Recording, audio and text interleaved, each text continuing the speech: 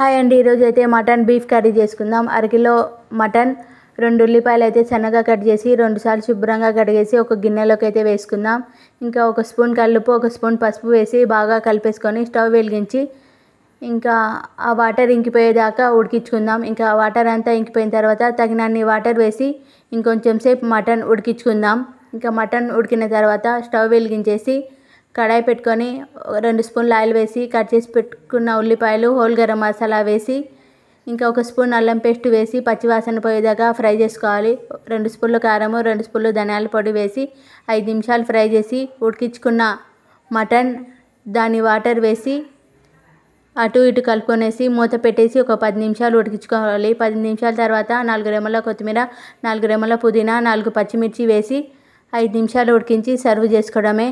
ఎంతో రుచికరమైన beef mutton curry ready friends. నచ్చితే లైక్ చేయండి, సబ్స్క్రైబ్ చేయండి. బాయ్.